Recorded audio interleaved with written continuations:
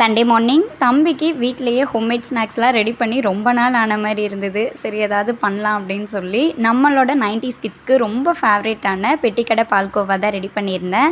Recipe ரொம்ப simple தான். First ஒரு மிக்ஸி ஜாரில் ஒரு கப் அளவு பொட்டுக்கடலை, எந்த கப்பில் அளக்குறீங்களோ அதே கப்லேயே ஒரு கப் அளவு சர்க்கரை, அது கூட 2 ஏலக்காய் சேர்த்து நல்லா நைஸாக பவுடர் பண்ணிடலாம். இன்கேஸ் உங்ககிட்ட பொட்டுக்கடலைக்கு பதிலாக கடலை மாவு ரெடிமேடாக இருந்ததுன்னா அது ஒரு கப் அளவு டைரெக்டாக ஆட் பண்ணிக்கலாம். இப்போ ஒரு பேனில் 1/2 கப் அளவு நெய் ஆட் பண்ணியிருக்கேன். நெய் உருகுனதுமே அடுப்பு ஆஃப் பண்ணிடுங்க. லைட்டாக சூடாக இருந்தால் போதும். இந்த டைமில் நம்ம ரெடி பண்ண பவுடர் ஆட் பண்ணி நல்லா கலந்து விடுங்க. இப்போ நல்லா மிக்ஸ் பண்ணி லைட்டாக சூடு ஆறுனதும் இன்னொரு பாத்திரத்தில் மாற்றி கையிலேயே நல்லா பொடிச்சு விடுங்க. ஏன்னா கொஞ்சம் கொஞ்சம் கட்டியாகவும் இருக்கும். இப்போ நான் யூஸ் பண்ண நெய் கொஞ்சம் பத்தலை, அதனால மறுபடியும் ஒரு டேபிள் ஸ்பூன் நெய் சேர்த்து நல்லா இந்த மாதிரி ஒரு ஷேப்க்கு தட்டி எடுத்துக்கலாம். கண்டிப்பாக இதை நீங்கள் மிக்ஸ் பண்ணுறப்போ உங்கள் கையில் கொஞ்சம் கூட தண்ணி இருக்கக்கூடாது. அப்போ தான் 1 வீக் ஆனாலும் பால்கோவா கெடாமல் இருக்கும். இப்போ இது ஒரு 10 மினிட்ஸ் ஃப்ரீஸ் பண்ணி எடுத்து உங்களுக்கு தேவையான ஷேப்பில் கட் பண்ணிக்கலாம். அவ்வளோதான். இந்த ஹெல்த்தியான ரெசிபி குழந்தைங்களுக்கு ரொம்ப பிடிக்கும். கண்டிப்பாக ட்ரை பண்ணி பாருங்கள்.